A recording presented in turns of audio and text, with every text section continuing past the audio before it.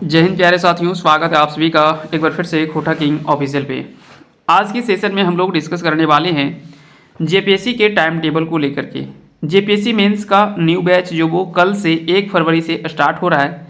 जिन अभ्यर्थी को क्लासेस करना हो जेपीएससी मेंस का, क्योंकि आपको पता होगा कि पीटी का जो डेट दिया हुआ है वो दिया हुआ है 17 मार्च।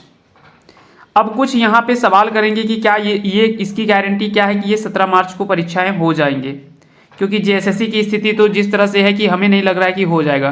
तो थोड़ा सा क्या है कि जेएसएससी और जेपीएससी में आपको अंतर समझना होगा। कहीं ना कहीं दोनों अगर देखा जाए तो दोनों डिपार्टमेंट अलग अलग है, तो इतना तो कम से कम अंतर माना जा सकता है कि जेपीएससी अपना जो वो अगर जब तक वैकेंसी नहीं आती है तब तक हो सकता है कि डिले हो जाए, लेकिन जब वैकेंसी आ जाती है उसके बाद में परीक्षाएं हो जाती है, परीक्षा होने में देरी नहीं होती है। तो उस तरह से अगर देखा जाए तो उम्मीद तो है पूरा कि परीक्षाएं हो जाएंगे, लेकिन इसके लिए आप कितने प्रिपेयर्ड हैं ये भी मायने रखता है कि आप उसके लिए कितने तैयार हैं, ये बहुत ज़रूरी है। तो उसी को लेकर के 17 मार्च से आपकी परीक्षाएं जो वो दे रखी है कि डेट में 17 मार्च में जो वो आपका होगा वो प्री का एग्ज़ाम होगा। हालांकि वो कह सकते हैं कि कहीं ना कहीं कंफर्म डेट नहीं है, एक संभावित तिथि तय की गई है 17 मार्च को। तो थोड़ा बहुत अगर आगे पीछे भी जाएगा तो मेंस के लिए आपको तैयारी के लिए समय आपके पास में होना चाहिए, क्योंकि ऐसा नहीं कि पीटी आपने एग्ज़ाम दिया और एग्ज़ाम का रिजल्ट आ गया उसके बाद आपने मेंस की तैयारी की और मेंस आपने तैयारी कर लिया 1 महीने में और आप परीक्षा लिख दिया 1.5 महीने में 2 महीने में। मेंस की तैयारी के लिए एक लंबे समय तय करना होता है।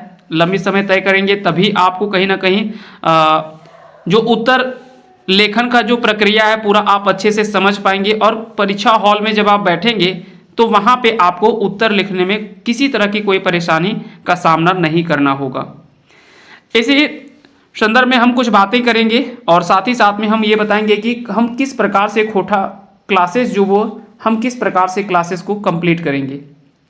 तो बता दें कि अभी तो फिलहाल के लिए 2-3 क्लास 1-2 क्लास जो वो अल्टरनेट क्लास है, क्योंकि ये डेट तय किया गया था इसलिए क्योंकि 4 फरवरी को जो सीजीएल का एग्ज़ाम था उसको ध्यान में रखते हुए ही ये तय किया गया था कि 4 फरवरी सीजीएल का एग्ज़ाम है, इसीलिए 1 और 3 रखा गया था, फिर 5 से जो वो कंटिन्यू रखा गया था। लेकिन जिस प्रकार से अब आपको पता होगा कि ये एग्ज़ाम जो वो फिलहाल के लिए जो वो क्या कर दिया गया है, स्थगित कर दिया गया है। जो पीछे का एग्ज़ाम हुआ उसको कैंसिल कर दिया और जो 4 तारीख की जो परीक्षाएं थी वो सभी परीक्षाओं को जो वो क्या है फिलहाल के लिए जो वो स्थगित कर दिया गया। इसके लिए फिर से एक नई तिथि जारी की जाएगी, लेकिन तिथि जारी करने के पहले एक प्रोसेस होगा, जैसे कि पहले न्यू एजेंसी को लेकर के आना। न्यू एजेंसी वो जब हायर करेंगे, न्यू एजेंसी आएगी, उनको समय चाहिए समझने के लिए। फिर इतनी बड़ी बहाली को लेने के लिए अगर कोई नया एजेंसी आ जाता है तो उसको भी समय लगेगा कि कैसे भाई हम कैसे परीक्षा कंडक्ट करेंगे, संख्या को समझेगा, कैसे कैसे हमको मैनेज करना है और पारदर्शिता के साथ में कैसे परीक्षाएं ली जाए, इस पर अगर विचार करेंगे तो इसके लिए थोड़ा सा समय तो लगेगा इसमें।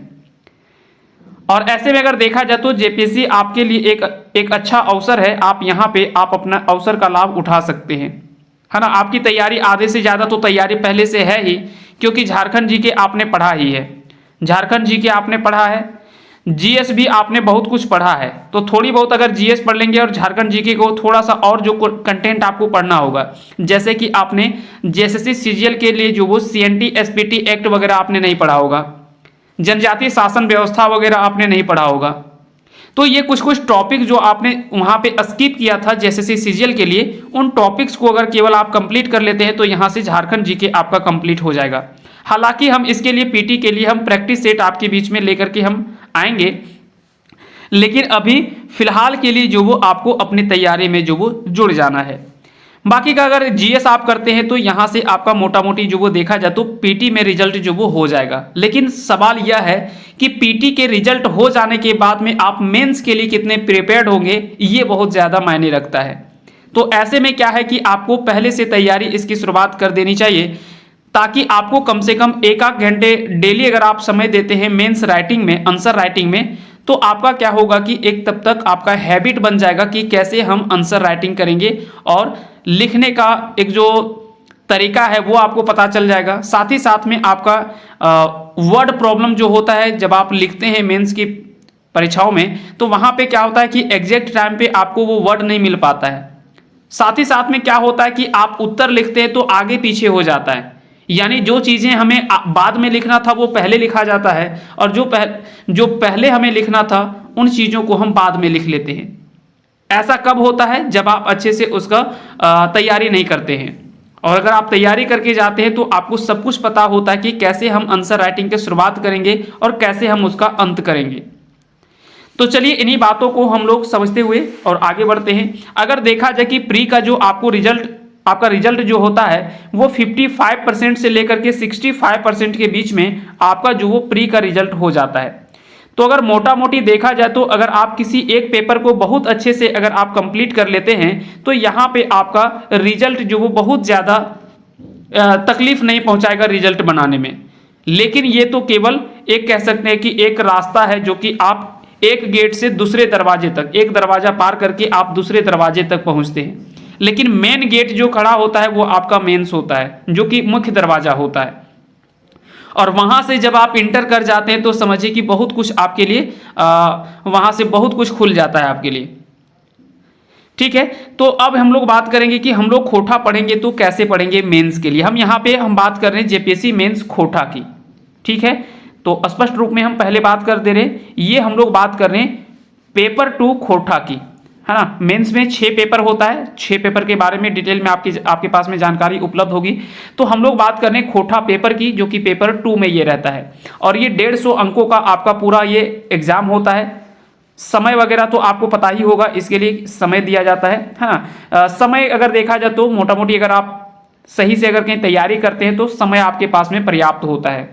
ठीक है, लिखने के लिए आपके पास में समय होता है, लेकिन बशर्ते आपका प्रैक्टिस हो। तो अगर प्रैक्टिस नहीं करेंगे तो ये 3 घंटे का समय भी आपको ऐसा लगेगा कि पता नहीं कैसे कब और कहाँ से खत्म हो गया, पता ही नहीं चलेगा आपको। और वहां से आपका सवाल जो वो पूरा कंप्लीट नहीं होता है, कुछ सवाल छूट जाते हैं। यहाँ पे हम लोग क्या कि उन्हीं बातों को ध्यान में रखते हुए क्या करेंगे कि जैसे हम लोग टॉपिक स्टार्ट करेंगे, 1 फरवरी से जो क्लासेस स्टार्ट होगी वहाँ पे एक टॉपिक होगा झारखंड खोटा भाषा परिचय का। फिर 3 फरवरी को हम लोग पढ़ेंगे, वो पढ़ेंगे खोटा भाषा का उद्भव, कैसे खोटा भाषा का उद्भव हुआ। पहले तो हम लोग खोटा भाषा को मुख्यतः एक परिचय के रूप में हम लोग मोटा मोटी देखेंगे कि खोटा भाषा से संबंधित जो भी परिचय हो सकता है उन चीज़ों को देखेंगे। यहाँ से सवाल तो नहीं पूछा जाता है, लेकिन जब आप किसी भाषा को पढ़ने के लिए शुरुआत करते हैं तो कम से कम उस भाषा के बारे में आपको मोटा मोटी जो जानकारी होनी चाहिए वो कम से कम जानकारी आपके पास में उपलब्ध होनी चाहिए। खोटा भाषा का उद्भव, यानी इस भाषा का उद्भव कहाँ से होता है, कैसे इस भाषा का विकास हुआ, इन बातों को जैसे हम 2 क्लास में कंप्लीट करेंगे। अब देखिए, उद्भव एक क्लास में किए, दूसरे क्लास में हम लोगों ने विकास पढ़ा। अब तुरंत हम क्या करेंगे कि 6 फरवरी को यानी उसके अगले दिन हम क्या करेंगे कि एक राइटिंग टेस्ट रखेंगे हम खोटा भाषा का उद्भव और विकास का। एक सवाल हम बनाएंगे, हम प्रीवियस ईयर के सवालों को हम पहले डिस्कस कर चुके हैं कि कैसे कैसे सवाल जो पूछे जाते हैं। उसी के आधार पे हम 2 सवाल बनाएंगे, एक सवाल बनेगा उद्भव से और एक सवाल बनेगा विकास से। एक सवाल ही पूछा जाता है और ये ज़्यादा बड़ा सवाल नहीं बनता है, ये 7 अंकों का सवाल बनता है। ठीक है, हो सकता है कि भविष्य में से 10 अंकों के सवालों में भी शामिल किया जा सकता है, लेकिन अभी हम लोग तत्काल में जो बात करेंगे वो हम लोग बात करेंगे टॉपिक पे। हम लोग ये नहीं डिस्कस करेंगे कि ये कितने नंबर का टॉपिक होगा, हम लोग ये डिस्कस करेंगे कि यार ये टॉपिक से अगर आपके पास में सवाल आता है तो आप उसका उत्तर कैसे लिखेंगे। हम लोग इन चीज़ों पे बात करेंगे। तो अगर यहाँ से देखा जाए तो इसका जो राइटिंग टेस्ट होगा, यहाँ से क्या है कि हम 2 सवाल आपको हम सेंड करेंगे, चाहे वो जो भी ग्रुप होगा, जो पेड ग्रुप होगा, है ना, जो पेड ग्रुप होगा, चाहे वो व्हाट्सएप ग्रुप हो या तो फिर टेलीग्राम हो, वहाँ पे हम इसे शेयर करेंगे। या तो फिर एप्लीकेशन की बात करें तो वहाँ पे हम इन क्वेश्चंस को जो हम सेंड करेंगे। अब आपके पास में क्या है कि उद्भव और विकास ये दोनों का डाटा पहले आपके पास में पहुंच गया है। जब टेस्ट होगा तो उसमें क्या करना है कि आपको इसका आंसर जो वो खुद लिखना है कॉपी में, एक टाइमिंग के साथ में। एक टाइम अगर नहीं भी है तो स्टार्टिंग में आपको बिल्कुल भी समय का ध्यान नहीं देना है, केवल आपको ये फोकस करना है कि इस टॉपिक का आंसर अगर लिखना होगा तो बेस्ट आंसर राइटिंग क्या हो सकता है। इन चीजों को ध्यान में रखते हुए क्या करना है कि आपको उसका आंसर जो वो लिख लेना है। आंसर लिख करके आप हमें जो वो हमारे टेलीग्राम पे या व्हाट्सएप ग्रुप पे हमें सेंड करेंगे। हम उसको वेरीफाई करेंगे और वेरीफाई करने के बाद में क्या करेंगे कि वहां से उस टॉपिक का फिर जो वो हम एक मॉडल आंसर आपको देंगे। मॉडल आंसर इसलिए देंगे ताकि आपको ये पता चले कि जो आपने आंसर लिखा है और एक मॉडल आंसर जो आपको दिया जाएगा उन दोनों में जो वो अंतर क्या है। अगर किन्हीं चीज़ों की सुधार करनी हो तो ये भी हम बताएंगे, और अगर आपका आंसर राइटिंग बहुत अच्छा है तो उसके बारे में भी हम बताएंगे।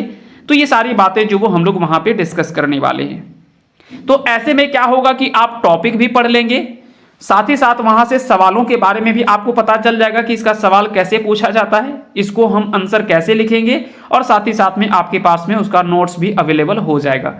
तो दोनों का नोट्स आपके पास में पहुंच गया।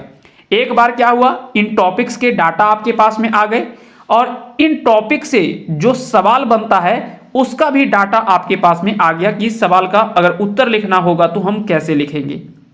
ऐसे में क्या होगा कि ये टॉपिक आपका जो वो कंप्लीट हो गया।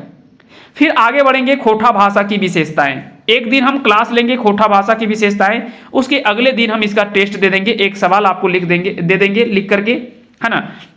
टाइपिंग किया हुआ जो भी फॉर्मेट होगा वो फॉर्मेट बना करके हम आपको जो वो क्वेश्चन सेंड कर देंगे। वहां से फिर क्या करेंगे, उसका उत्तर लिख करके आपको वही प्रोसेस दोहराना है और वही प्रोसेस ये बार बार चलता रहेगा। ठीक उसी प्रकार से आगे हम लोग बढ़ेंगे संज्ञा और सर्वनाम, ये दो टॉपिक हम पढ़ेंगे, और जैसे ये दो टॉपिक पढ़ेंगे फिर उसके अगले दिन जो होगा वो संज्ञा और सर्वनाम का ये दो टॉपिक का आपका टेस्ट हो जाएगा। हम आपको आंसर राइटिंग के लिए देंगे सवाल जो भी पूछा जाता है, और फिर हम बार बार एक ही चीज बात करेंगे कि यहाँ पे ये भी हम लोग डिस्कस करते चलेंगे कि ये अगर कहीं 7 अंकों का सवाल पूछा जाता है तो उसका उत्तर कितने शब्दों में आपको लिखना है। अगर ये 10 नंबर के सवालों में शामिल करता है तो आप उसका उत्तर जो वो कितने शब्दों में लिखेंगे, सब कुछ है वहां पे जो वो आपको बतलाया जाएगा। ऐसे में क्या होगा कि जब पहली बार आप जब उत्तर लिख रहे होंगे तो उस समय आपको बिल्कुल भी ये नहीं सोचना है कि हमारा उत्तर जो वो गलत हो रहा है, या तो फिर एग्जैक्ट डाटा हम नहीं लिख पा रहे, या पता नहीं जो हम लिख रहे हैं वो तरीका सही है या नहीं है। बस केवल क्या करना है कि आपको लिख देना है, जो उसका डाटा है उसके डाटा के अकॉर्डिंग आपको बस केवल उत्तर लिख देना है। केवल जब आप उत्तर लिखेंगे, जब उसमें दोहराएंगे चीजों को, जब आप एनालिसिस करेंगे तो धीरे धीरे क्या होगा कि उन हर परिस्थितियों में जब आप देखेंगे कि आप दिन ब दिन जो वो बेहतर कर रहे हैं, चीजों को आप देखेंगे समझेंगे और फिर उसको जो वो अपने रूप में उसे उतारने का प्रयास करेंगे अपने तरीके से। जब आप उत्तर लिख रहे होंगे तो पहले तो आपको पैटर्न समझ में आ जाएगा, शब्दों का जो लिमिट होता है कि कितने शब्दों में हमको लिखना है, और इतना शब्द अगर लिखता है तो कितने पेज में वो आंसर राइटिंग होगा जो कि इतना शब्द जो वो आपका कंप्लीट हो जाएगा।